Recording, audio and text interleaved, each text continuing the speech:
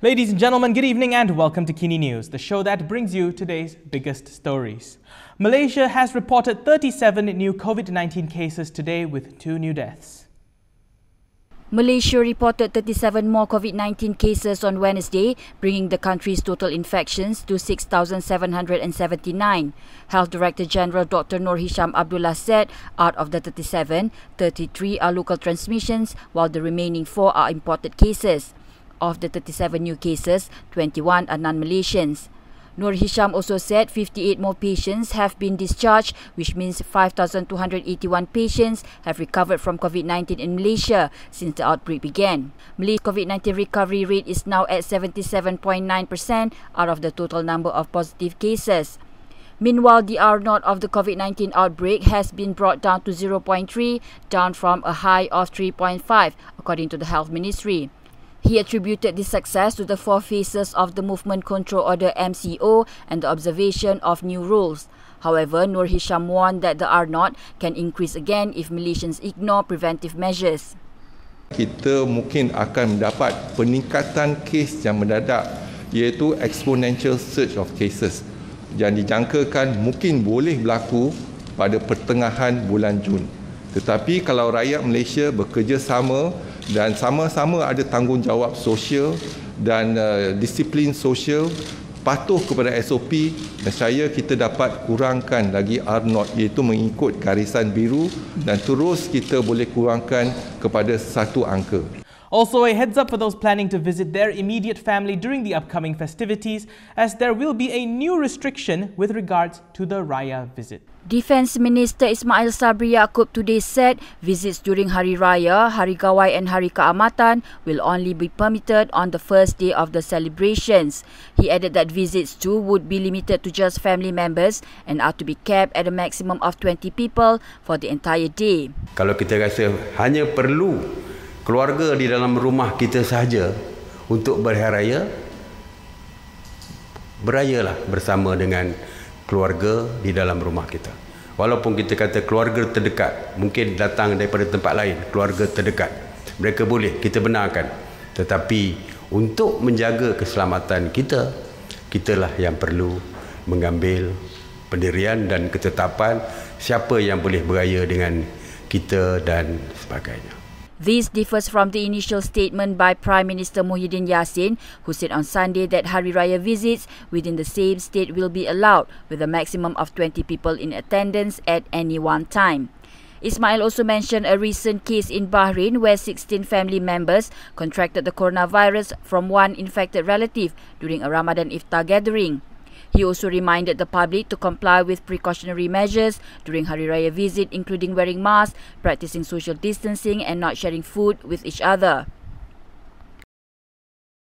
A purported audio recording of Bersatu's final Supreme Council meeting before it exited Pakatan Harapan has been leaked on the internet. The Bersatu Supreme Council meeting on February 23rd had left the decision on whether to leave Pakatan Harapan to Chairman Dr. Mahathir Mohamad, according to a leaked audio recording of the meeting.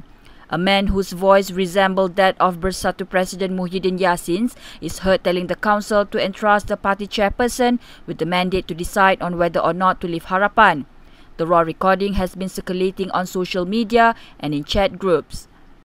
Jadi kalau itu mungkin kita boleh tunggulah bila tuan buka dan kita TV, okay, can you wait for 1 week or whatever it is, then we'll be more sober, we need a bit emotional dan memikirkan soal yang paling besar dalam sejarah kita, getting out of the edge, moving to the opposition, but we still is the government led by Besar. This is important. The audio claims to be proof that Bersatu did not make a final decision on whether to exit Harapan on February 23rd. This is after Bersatu Information Chief Razi Jidin claimed that a decision was made during the meeting and that Mahathir had supported leaving Harapan before changing his mind at the 11th hour. Previously, what was known about the meeting was that Mahathir's political secretary Zahid Mat Arif had riled up the Bersatu Supreme Council into supporting the move to quit Harapan. This appeared to be the case since the man in the leaked audio recording had described the meeting as emotional. Besides giving Mahathir the mandate to decide on whether Bersatu should leave Harapan, the recording also revealed the former Prime Minister was planning a cabinet reshuffle.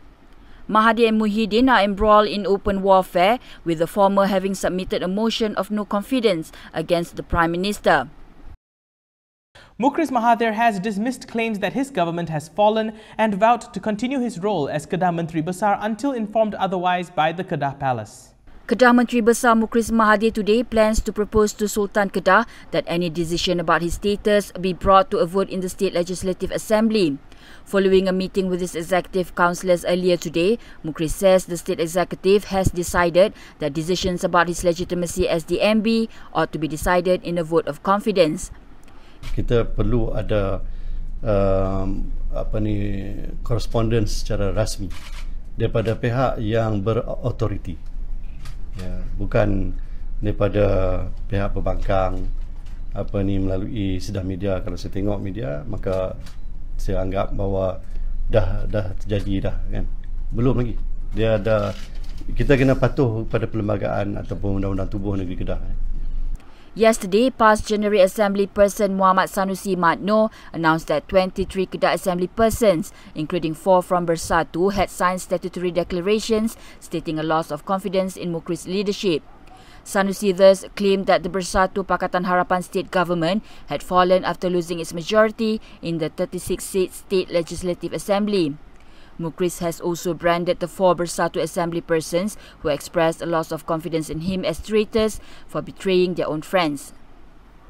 Former Education Minister Masli Malik today questioned the morals of Parti Pribumi Bersatu Malaysia in a heartfelt post that he wrote on Facebook. Bersatu Supreme Council member Masli Malik today appeared to have raised doubts on whether it was right to appoint Mahzir Khalid as the new Tenaga Nasional Berhad chairperson. In a lengthy essay on his Facebook page, Masli said he joined Bersatu back in early 2018 because the party promised to fight graft. However, he said a character who was involved in a solar project for schools in rural Sarawak was now given a position in a GLC, which was also related to energy. Although Masli did not name anyone, Mahzir's appointment as the head of the NB was confirmed on May 8. The solar project scandal came to light during the Pakatan Harapan administration and is currently the subject of a corruption trial involving Rosmah Manso, the wife of former Prime Minister Najib Abdul Razak. Rosmah was accused of receiving 6.5 million ringgit in kickbacks from the project. Masli was the education minister when the government was probing the matter, while Mahzir was his predecessor. Mahzir, a key witness in the trial, had testified that he was pressured to approve the 1.25 billion ringgit deal by Najib, Rosmah and her aide Rizal Manso. Masli meanwhile said he had joined Bersatu because Malays had to save other Malays from the culture of corruption, abuse of power and money politics, which had become a norm. Earlier, the Simpang Renggam MP had turned down an appointment as a lead advisor to Mara Corp, the business arm of Majlis Amanah Rakyat, Mara. Former Prime Minister Najib Abdul Razak spoke a bit about life after his premiership in an exclusive video interview with an online portal. Following Pakatan Harapan's collapse, former Prime Minister Najib Abdul Razak says he wants to focus on proving his innocence and leadership qualities. He said this in a video published by an online portal, Malaysia Gazette. Najib said that it was not about whether or not he makes a comeback, instead what is important is to clear his name. The Pekan MP chairs the Barisan National Advisory Board but has no official role in the Perikatan Nasional Government. Najib is facing 5 trials related to 1MDB and SRC. The 1MDB trial will next be heard on May 19 and 2 other trials in June. In the video, Najib does not rule out divine intervention in the way the Pakatan Harapan government collapsed. He pointed out the comments that said the collapse happened 66 days after he took a sumpah laknat against those who slandered him over Altantuya Sharibu's murder. Taken back in December 2019, the oath had been in response to an accusation by former Police Special Action Force UTK officer Azila Hadri that Najib had ordered Altantuya's murder in 2006. The last sentence of his oath mentioned that if others slandered him and as long as they did not apologize, he would ask them to be cursed by God. Najib said that it was a heavy thing to say, but he read the sentence as part of his oath because he wanted to uphold the truth against the slander. The former Prime Minister also spoke about his malu apa bosku persona. He said he was surprised on how it was received and attributed its popularity to how the riot missed his era. Najib said that the people started to feel sympathetic towards him as they saw how Harapan treated him with cruelty and greed, and they were upset over the Harapan government's failure to fulfill its promises. Still to come, ladies and gentlemen, 2 separate attacks in Afghanistan have left 40 dead, including newborns. All that and more after this.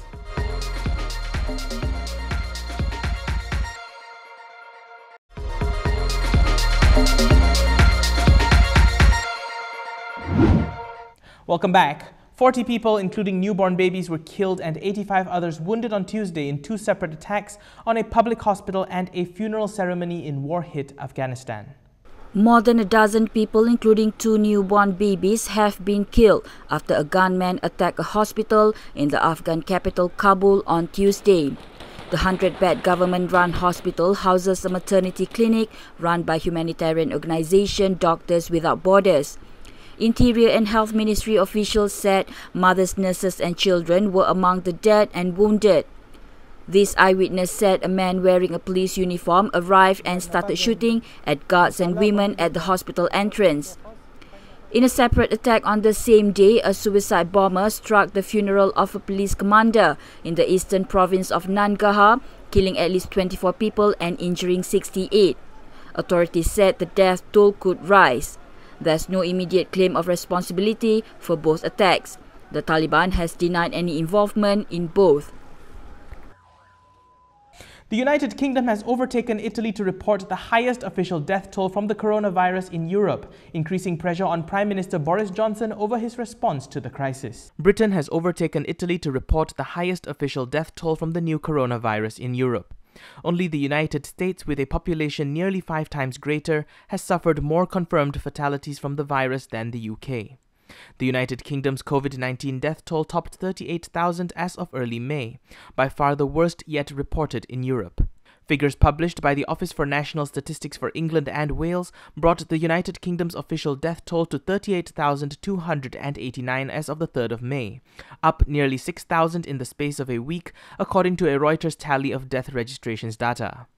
Tuesday's figures are based on death certificate mentions of COVID-19, the disease caused by the novel coronavirus, including suspected cases.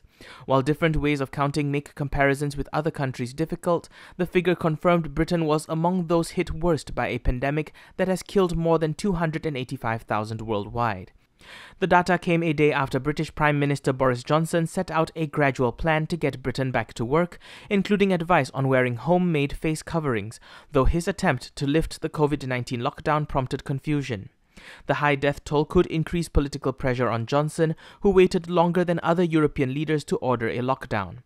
Opposition politicians said the figures proved the government had been too slow to provide enough protective equipment to hospitals and to introduce mass testing. They raised questions about Johnson's initial decision to delay a lockdown at a time when hospitals in Italy were already being overrun. Johnson himself suffered from the virus and received critical hospital care for several days. And that's all we have time for tonight, ladies and gentlemen. For more stories, you can go to KiniTV.com. Don't forget, you can also follow us on Instagram, Twitter, YouTube, Facebook, and also you can catch Kini News every weeknight right here on Astro Awani and online at KiniTV.com. Remember to wash your hands, keep a safe distance, and whenever you can, stay at home.